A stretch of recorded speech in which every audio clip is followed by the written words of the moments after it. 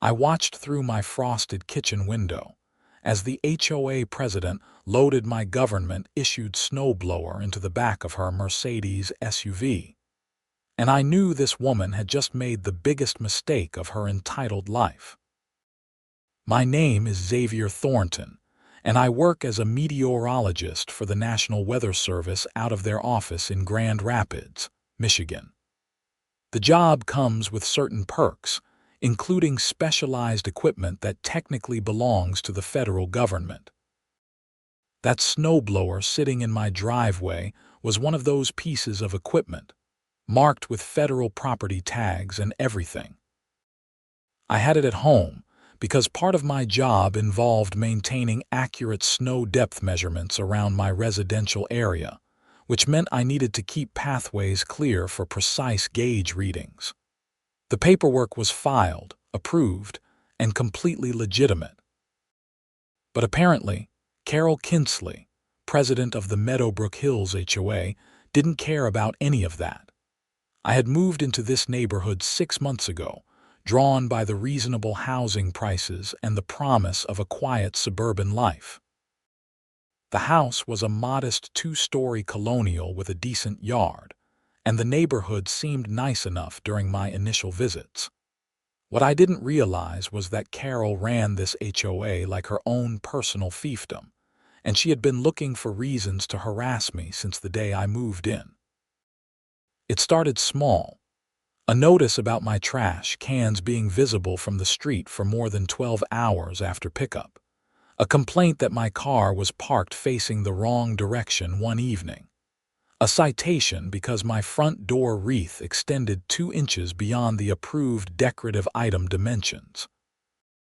Every week brought some new, ridiculous violation notice slipped into my mailbox, each one more petty than the last. But this was something else entirely. I threw on my winter coat and boots, not even bothering to lace them properly before I was out the door. The February cold hit me like a wall, the kind of bitter Michigan winter that makes your lungs hurt when you breathe.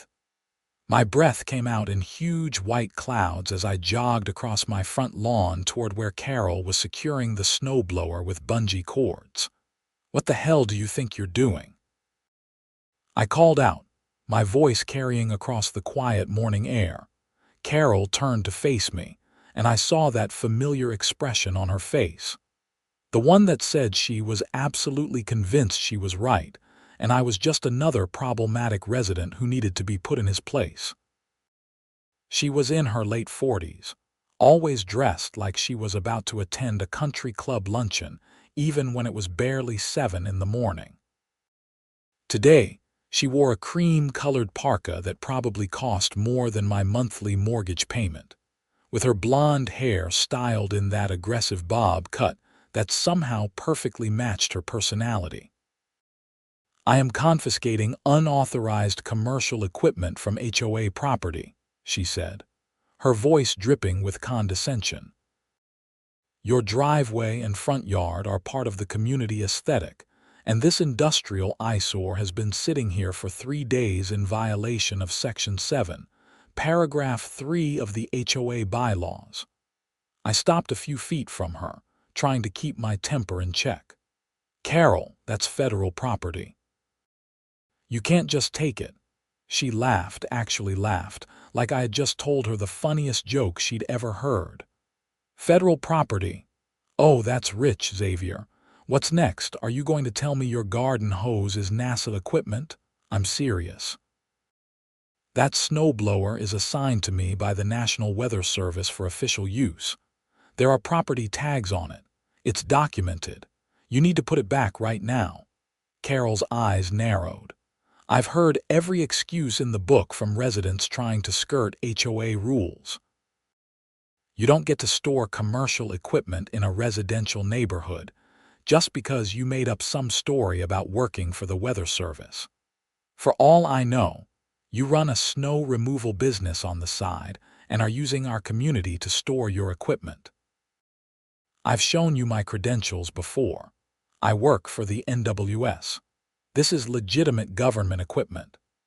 Then you can come retrieve it from the HOA storage facility once you've provided proper documentation, gone through the approval process, and paid the violation fines. Until then, this is coming with me." She gave the bungee cord one more tug and started walking toward the driver's side door. I pulled out my phone. "Carol, I'm not kidding. If you drive away with that, you're stealing federal property. That's a crime." She paused with her hand on the door handle. "Are you threatening me, Xavier? Because I can add harassment to your growing list of violations. Maybe we'll just start the process to have you removed from the neighborhood entirely. I'm sure the board would approve it, given your pattern of non-compliance." My finger hovered over the emergency contact number for my supervisor. "I'm giving you one last chance to return the equipment." Carol smiled, but there was nothing warm about it. "See you at the next board meeting. Maybe by then you'll have learned to respect community standards." She climbed into her Mercedes, started the engine, and began backing out of my driveway. I couldn't believe what I was watching. I immediately called my supervisor, David Chen, who picked up on the second ring despite the early hour. "Xavier, what's wrong?" "My HOA president just stole the snow measurement snowblower. She's driving away with it right now." There was a pause. "She what?" "Took it right out of my driveway, loaded it into her SUV. I told her it was federal property and she didn't care. She's claiming it's an HOA violation and she's confiscating it." I heard David take a deep breath. "Okay, that's theft of government property. Call the police right now. I'm going to contact our federal liaison office. Do not let this slide, Xavier. That equipment is worth over $8,000 and more importantly, it's tagged federal property. She just committed a felony." My hands were shaking and not from the cold. "I'll call them now. Keep me updated. I'm going to make some calls on my end." I hung up and immediately dialed 911. The dispatcher answered promptly, and I explained the situation as clearly as I could while watching Carol's Mercedes disappear around the corner at the end of my street. "So your neighbor took your snowblower?" the dispatcher asked, her voice calm and professional.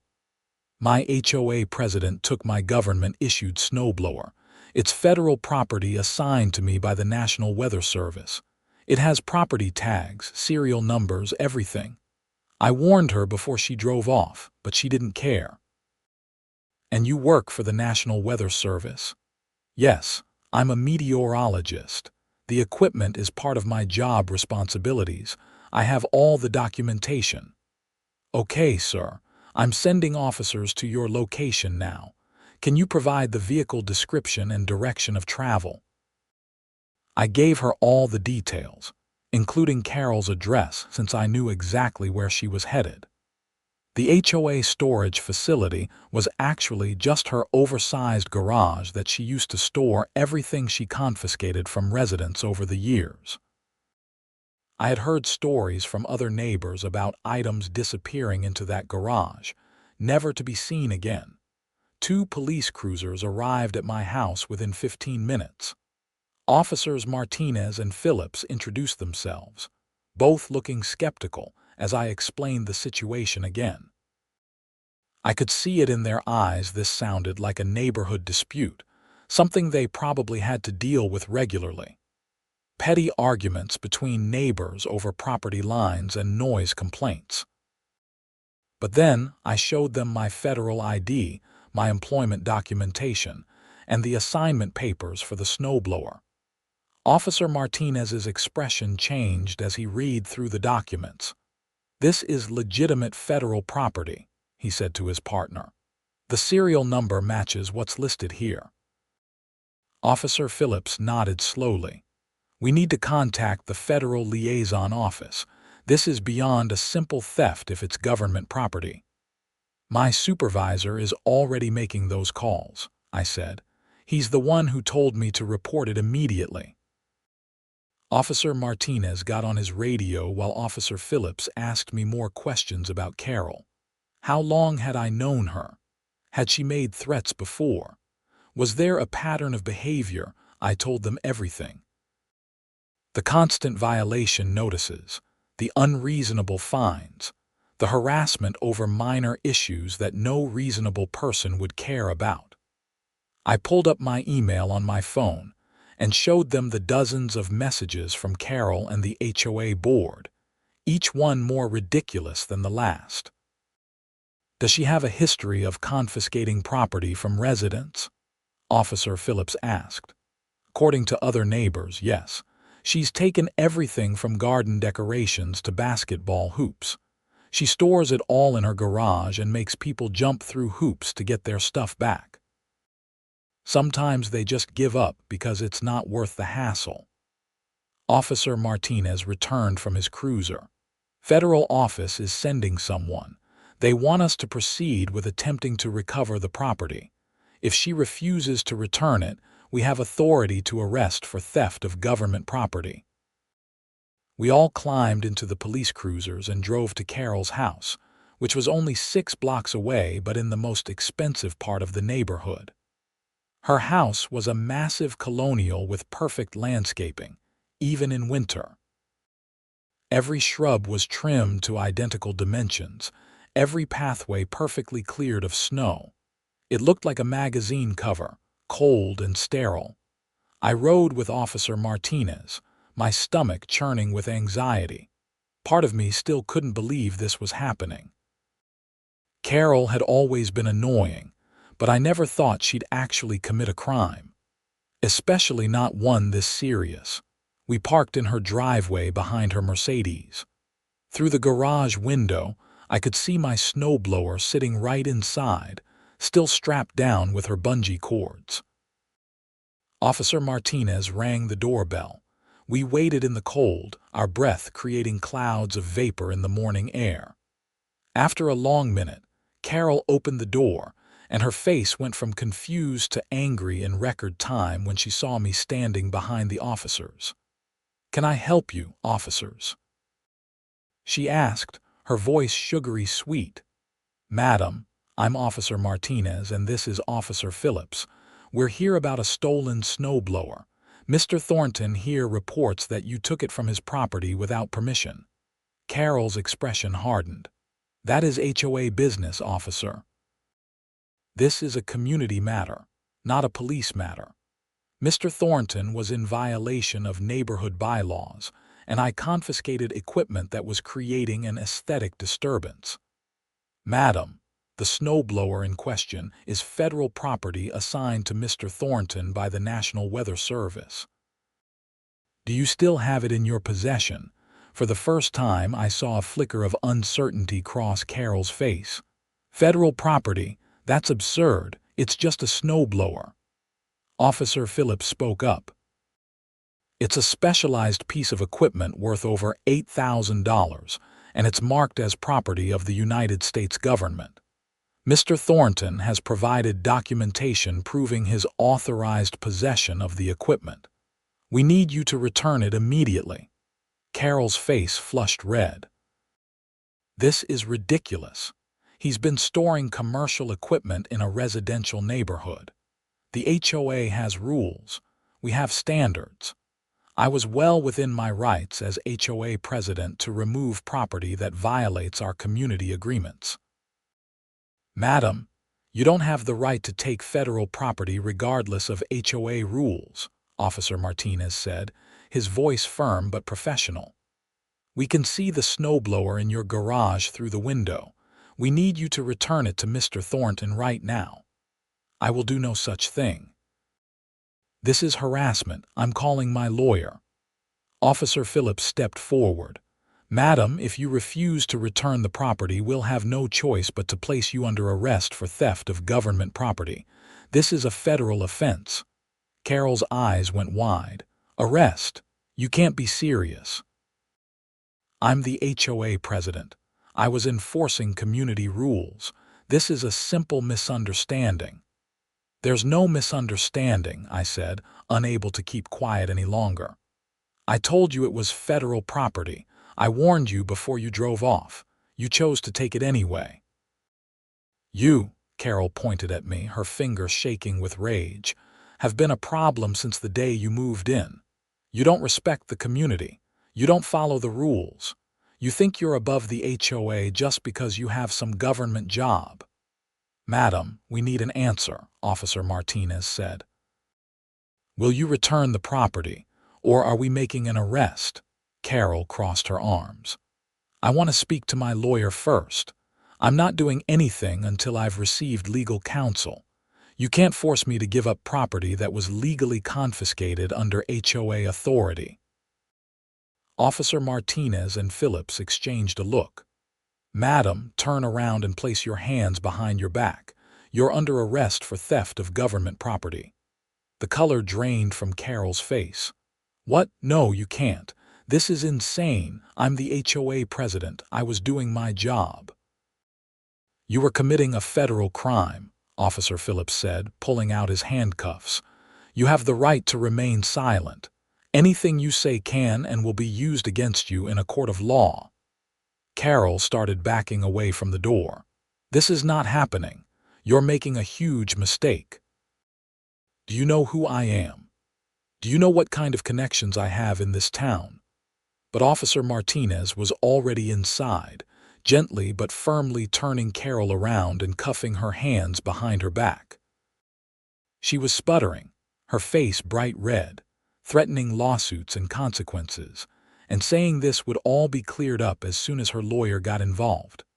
Officer Phillips retrieved my snowblower from the garage while Officer Martinez walked Carol to the patrol car. Neighbors were starting to come outside, drawn by the commotion. I saw Mrs. Henderson from 3 doors down watching with wide eyes. Mr. Patel across the street stood on his porch with his coffee mug frozen halfway to his mouth. Xavier, can you verify this is the correct equipment? Officer Phillips asked as he wheeled the snowblower down the driveway. I checked the serial number against my documentation. That's it. That's the one. He nodded and helped me load it into the back of his cruiser.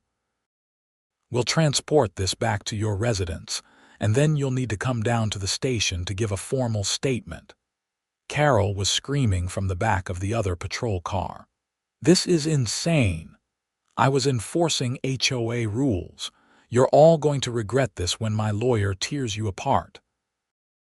Officer Martinez walked over to us, shaking his head. She's not making this easier on herself. The Federal Liaison Office is meeting us at the station. This is going to be a long day for Mrs. Kinsley.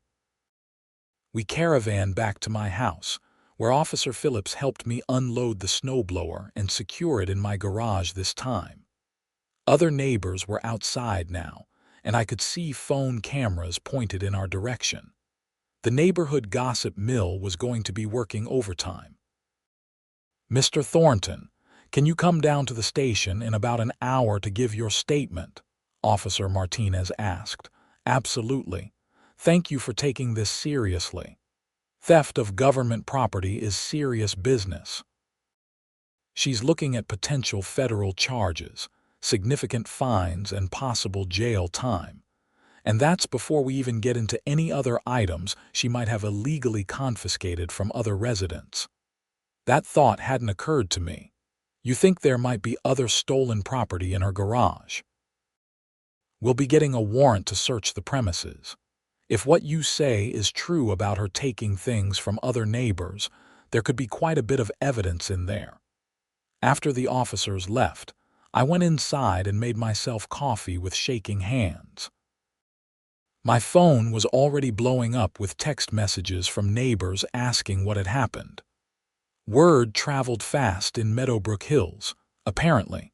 I called David back to update him on the situation.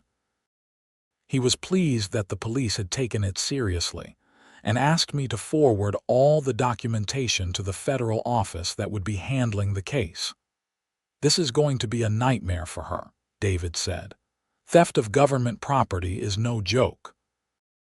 The federal prosecutors don't mess around with this stuff. I honestly didn't think it would go this far, I admitted. I thought she'd just give it back once the cops showed up. Her mistake was doubling down. If she'd returned it immediately and apologized, this might have gone away with a warning.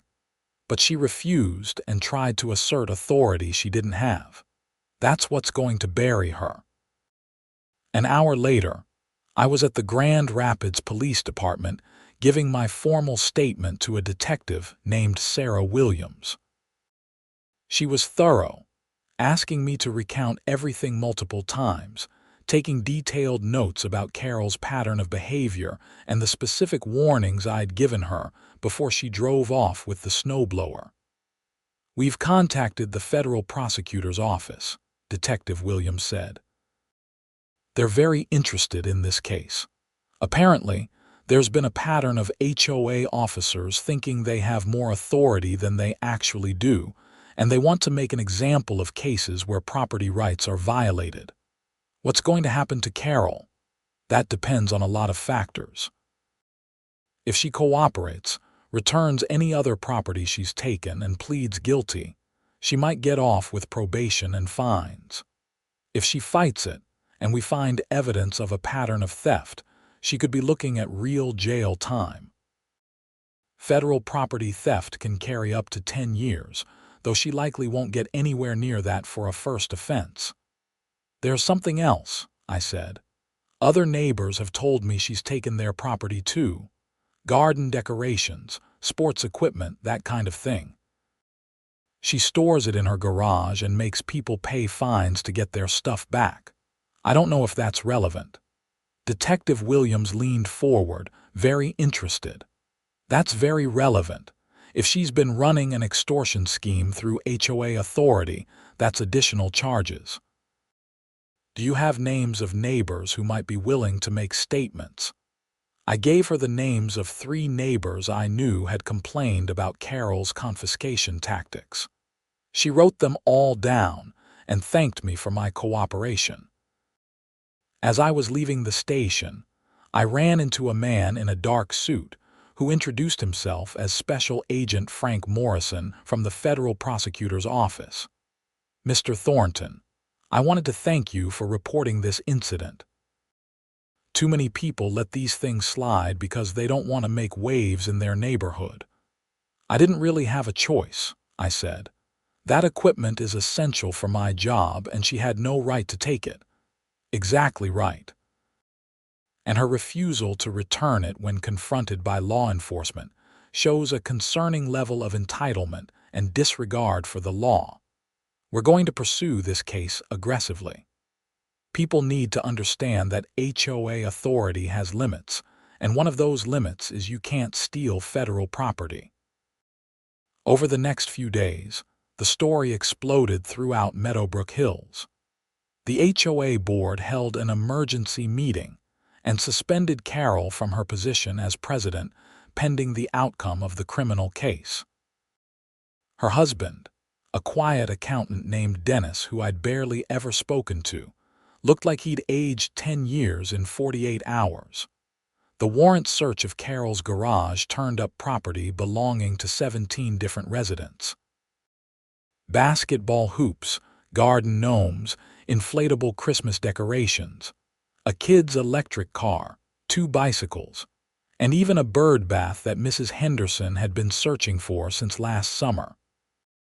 All of it had been taken under the guise of HOA violations, and all of it had been held hostage with demands for fines and fees before it could be returned. Detective Williams called me with updates. "We've taken statements from 12 residents so far, and every single one describes the same pattern. Mrs. Kinsley would cite them for violations, many of them questionable at best, and then confiscate their property. She'd demand payment of fines plus storage fees to get the items back. Some people paid, some people just gave up because the items weren't worth the hassle. Is that extortion? It's definitely fraud and potentially extortion, yes. We're adding those charges to the federal theft charge. The prosecutor is building a strong case." The neighborhood was divided in the aftermath.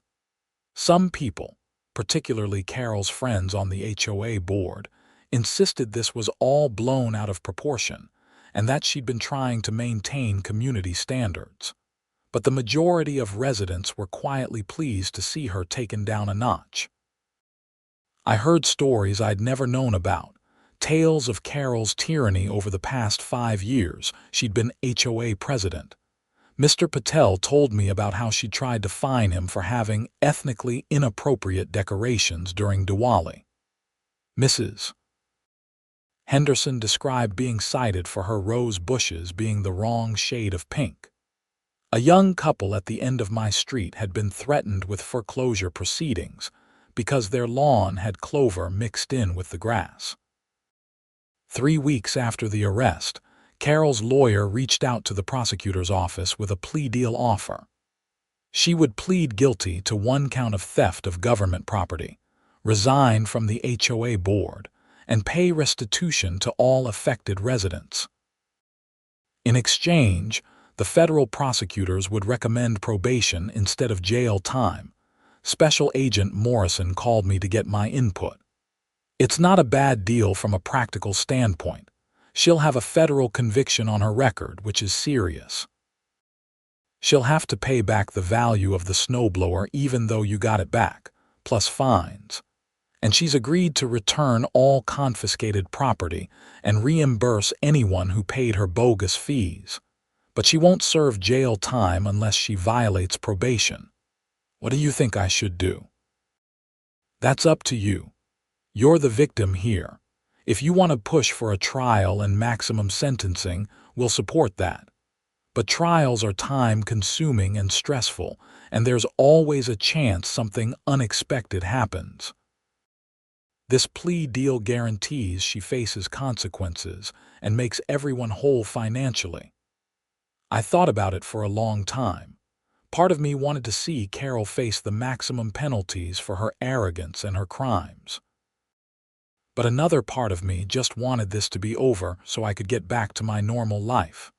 I'll accept the plea deal, I finally said. As long as she really does make restitution to everyone and she's off the HOA board permanently. Those are both conditions of the deal. If she violates any terms, the plea agreement is void and we proceed to trial on all charges. The plea hearing was scheduled for early April, almost 2 months after the initial arrest. I attended along with several other affected residents. Carol stood before the federal judge looking small and defeated, a stark contrast to the imperious woman who'd loaded my snowblower into her Mercedes that February morning. The judge was not sympathetic. She lectured Carol about abuse of authority, respect for property rights, and the serious nature of interfering with federal equipment. The sentence was 3 years of probation, 500 hours of community service, a $10,000 fine paid to the federal government, and full restitution to all affected residents, which totaled another $8,000. Carol's voice was barely a whisper when she accepted the terms. "Yes, Your Honor. Mrs. Kinsley, let me be very clear," the judge said, her voice sharp. "You are fortunate to be avoiding jail time. If you violate the terms of your probation in any way, you will serve the maximum sentence allowed by law. Do you understand?" "Yes, Your Honor." And let me also say that HOA positions do not grant anyone the authority to violate property rights or harass residents. Your behavior was appalling, and I hope this serves as a warning to others who think their neighborhood position gives them unlimited power. It does not. Outside the courthouse, several neighbors came up to thank me for standing up to Carol. Mrs. Henderson actually hugged me, tears in her eyes. "You don't know what it's been like," she said. 5 years of her constant harassment, her threats, her fines. "I'm 73 years old and I was afraid in my own home because of that woman. Thank you for finally stopping her." Mr. Patel shook my hand firmly. "The neighborhood is going to be better now. We can breathe." The HOA board underwent a complete restructuring. Carol was banned from ever serving in any capacity. and several of her cronies resigned rather than face potential scrutiny of their own actions. New elections were held, and a much more reasonable group of neighbors took over. The new board president, a retired teacher named Margaret Sullivan, immediately began reviewing and eliminating the most ridiculous bylaws. The restrictions on holiday decorations were loosened. The rules about lawn composition were simplified. The tyrannical enforcement policies were replaced with neighborly warnings and reasonable accommodations. I even got an official letter from the new board apologizing for Carol's behavior and confirming that my snowblower was properly documented as legitimate work equipment that didn't violate any reasonable interpretation of the bylaws. My work continued without further interruption.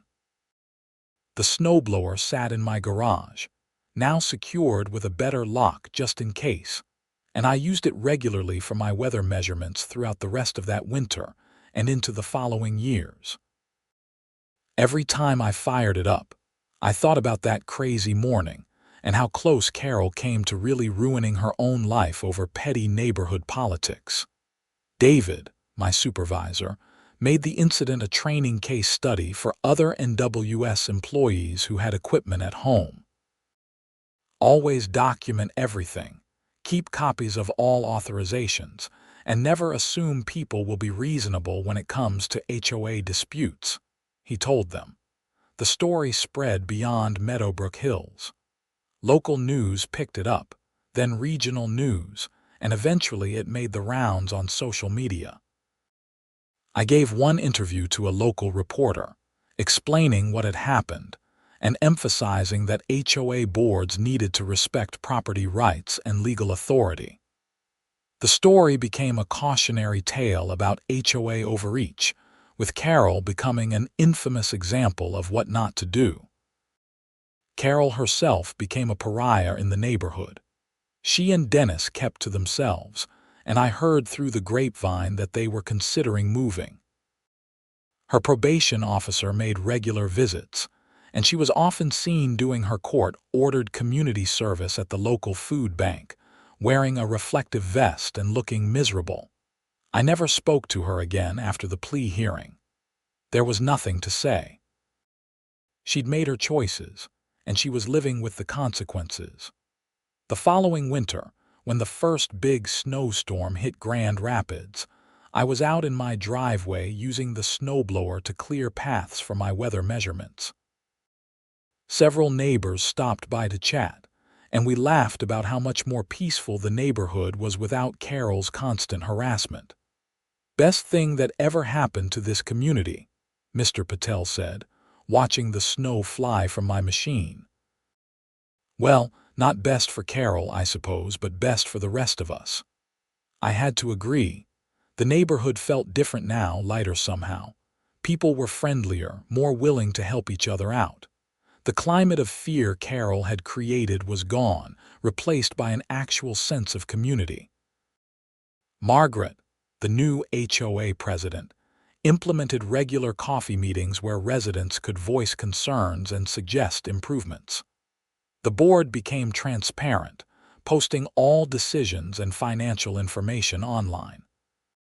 Fines were rare and only issued for genuine problems like safety hazards or major neglect.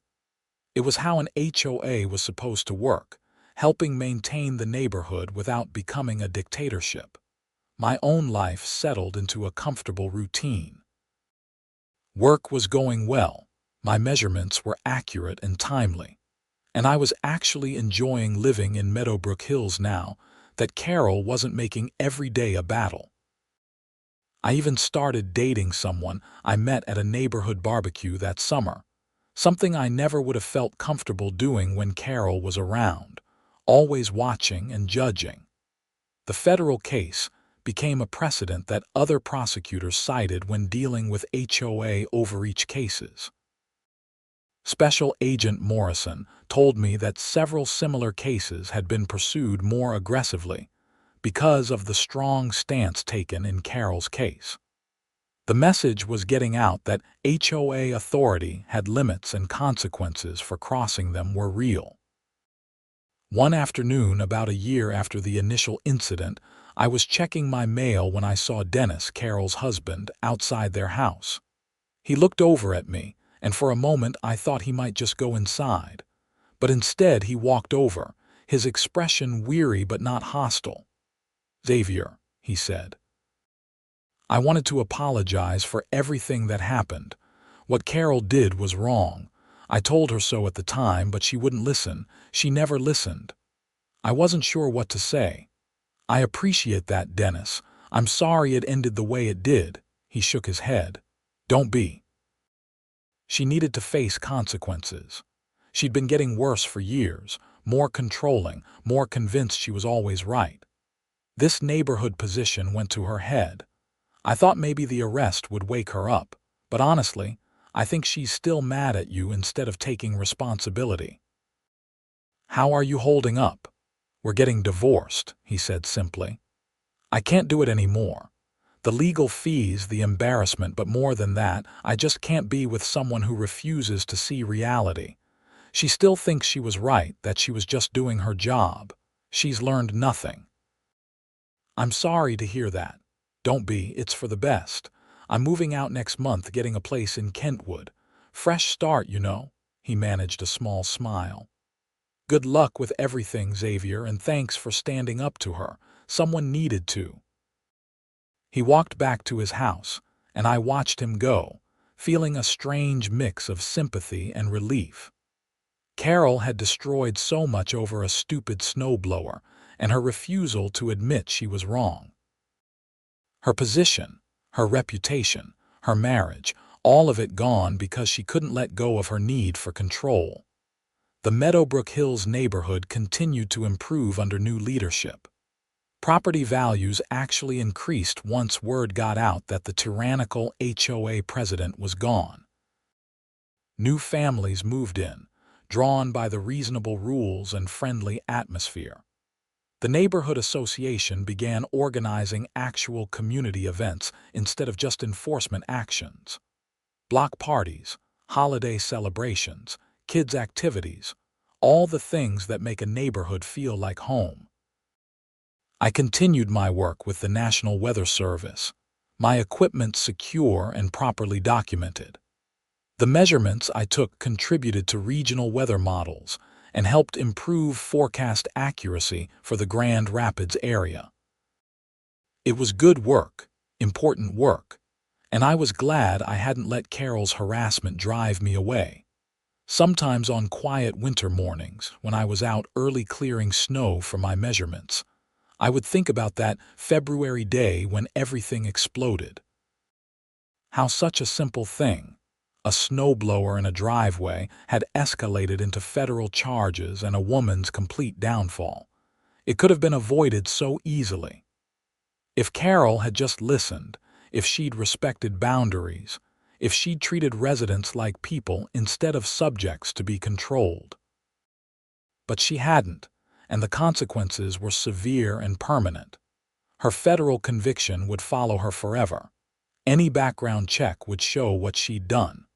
Future employers, volunteer organizations, anyone who looked would see that she'd been convicted of stealing federal property. That stain wouldn't wash off. The snowblower itself became something of a neighborhood legend. Kids would point at it when they walked by my garage, telling their friends about the machine that got the mean HOA lady arrested. Parents used it as a teaching moment about respecting other people's property, and how positions of authority don't mean you can do whatever you want. Margaret asked me to speak at an HOA board meeting once, to share my perspective on what had happened and how the old board had failed. I was hesitant at first, not wanting to relive all the drama, but she convinced me it would help set the right tone going forward. I stood before a full meeting room of neighbors and told the story from my perspective. The constant harassment, the petty violations, the complete disregard for my explanations about the snowblower's legitimate purpose. And then I talked about how the new board was different, how they'd created an environment where residents felt supported instead of persecuted. An HOA should make a neighborhood better, I said. It should handle the things that individual homeowners can't do alone, like maintaining common areas and organizing community events. It shouldn't be a weapon used to force conformity or punish people who don't fit someone's vision of perfection. We're all adults here. We can treat each other with respect and handle problems with communication instead of citations and fines. The room erupted in applause, and several people came up afterward to thank me for speaking out. It felt good, cathartic in a way. Carol's reign of terror had affected so many people, and being able to talk about it openly helped the healing process. The legal proceedings eventually concluded completely. Carol finished her probation without incident, though I heard she remained bitter and convinced she'd been treated unfairly. She and Dennis's divorce was finalized. She moved away from Grand Rapids entirely, relocating somewhere downstate where nobody knew her story. The neighborhood breathed a collective sigh of relief when she left. It felt like the final chapter closing on an unpleasant period in Meadowbrook Hills history. Her house sold quickly to a young family with 3 kids who immediately became beloved members of the community, always friendly and helpful, and nothing like the people who'd lived there before. I stayed in regular contact with Special Agent Morrison, who followed up occasionally on how things were going. He told me the case had become required reading for new agents training on property rights and HOA disputes. Carol's stubborn refusal to return the snowblower, captured on police body cameras, was used as an example of how suspects make things worse for themselves through their own actions. If she'd just given it back when the officers arrived, we probably wouldn't have even filed charges, Morrison told me over coffee one day.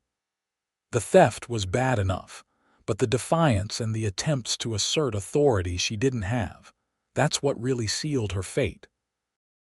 The judge saw someone who had no remorse and no understanding that she'd done anything wrong. Years passed, and life in Meadowbrook Hills became pleasantly normal. The HOA functioned quietly in the background, handling necessary business without drama or harassment. I got promoted at work, eventually becoming the lead meteorologist for the regional office. The snowblower was eventually replaced with a newer model, but I kept the old one in storage, unable to quite let go of the machine that had caused so much chaos. I married the woman I'd met at that neighborhood barbecue, and we had our first child, a daughter we named Emma.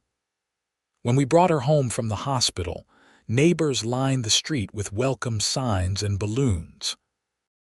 It was the kind of moment that showed what a real community could be when it wasn't poisoned by a petty tyrant with delusions of authority. Mr. Patel retired and started a neighborhood garden club that became wildly popular. Mrs. Henderson celebrated her 80th birthday with a huge block party that the whole neighborhood attended. The kids who'd been afraid to play outside when Carol was around now rode their bikes freely and played street hockey without fear of citations and fines. Every winter, when the snow fell and I wheeled out whatever snowblower I was using for work, I thought about Carol and her spectacular downfall. It had become a defining story of my time in Meadowbrook Hills, the moment when one woman's arrogance collided with federal law and lost badly. I never took pleasure in her punishment, but I never regretted standing up to her either.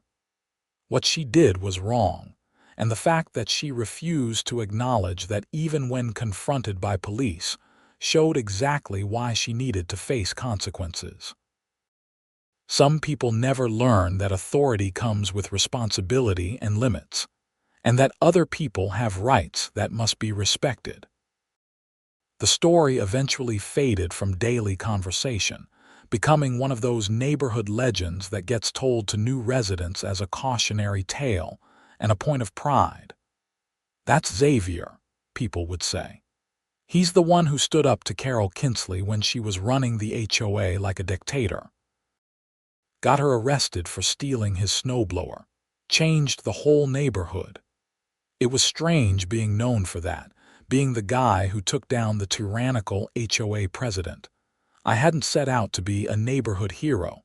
I just wanted to do my job and live peacefully. But sometimes standing up for yourself becomes about more than just your own situation.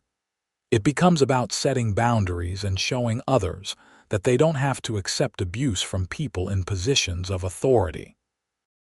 Looking back on everything that happened, from that cold February morning when Carol loaded my snowblower into her Mercedes to the present day with my family thriving in a peaceful neighborhood, I realized that sometimes the smallest things have the biggest consequences. A snowblower was just a machine, a tool for my work. But Carol's decision to take it, and more importantly her refusal to return it even when confronted with the law, revealed everything about her character and led to her complete undoing. The federal property tags on that snowblower weren't just labels. They represented law and order, the framework that keeps society functioning. Carol thought she was above that framework, that her position as HOA president gave her power that superseded federal authority. She learned the hard way that it didn't, and that consequences for overstepping those bounds were swift and severe. I hope that somewhere, somehow, Carol had eventually learned from the experience, that she'd gained some perspective on how her actions had hurt people and destroyed her own life. But I also knew that some people never learn, never grow, never accept responsibility for their mistakes. They go through life convinced they are always right and everyone else is wrong, and they leave destruction in their wake. Meadowbrook Hills had survived Carol Kinsley and emerged stronger. The neighborhood had learned what kind of leadership they didn't want, and they'd built something better in its place. The new HOA board operated with transparency and respect, understanding that their job was to serve the residents, not rule over them, and me. I was just glad to use my snowblower in peace, take my measurements, do my work, and enjoy my life in a neighborhood that finally felt like home. The federal property that had caused so much drama was just a tool again, nothing more and nothing less. But it would always remind me of the day HOA Karen made the worst decision of her life and drove away with equipment she had no right to touch. The arrest, the charges, the conviction, the complete restructuring of our neighborhood governance, all of it came down to one woman's refusal to respect boundaries and accept that she wasn't as powerful as she thought she was. It was a lesson learned the hard way, with consequences that lasted years and affected dozens of lives.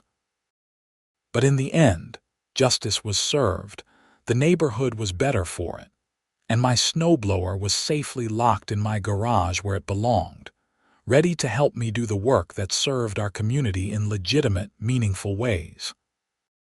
That was all I'd ever wanted, and thanks to standing firm when it mattered most, that's exactly what I got.